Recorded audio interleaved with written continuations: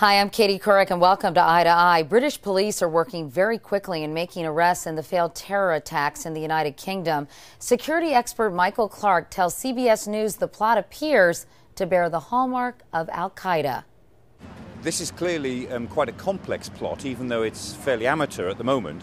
But it involves at least 3 or 4 different places in the United Kingdom, and it looks as if it involves people who are of foreign origin, who may not have been here for very long.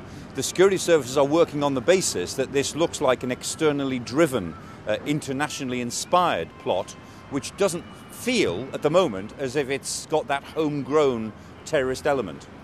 There's no doubt about it that certainly 2 of these 3 car bombs, we don't know about the Glasgow one yet, look like the sort of car bombs that we see in Iraq.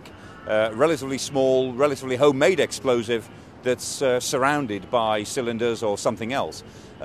In that respect, this is Iraqi expertise coming back into the United Kingdom.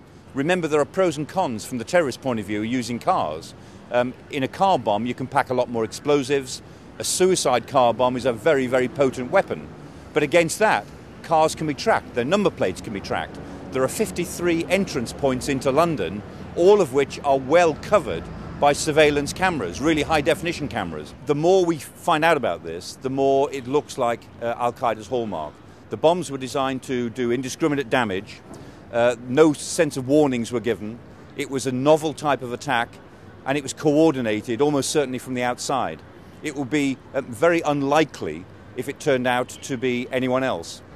The implication, if these arrests turn into convictions, will be quite serious, because people that we are welcoming into this country to perform valuable roles in the health service and to take part in our communities may turn out to be short-term terrorist sleepers. The people that the security services are presently interested in don't seem to have been here for very long. And it may well be that on the basis of being here for a year or 2 years, that creates a sleeper cell.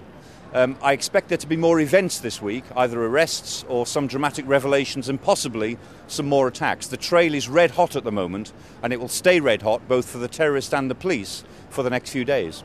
Generally speaking, the security services measure the time they've got in days, not weeks, in these cases. Once they're onto a plot, they know that they've got to break it within hours or days before people disappear or before other bits of the plot are activated.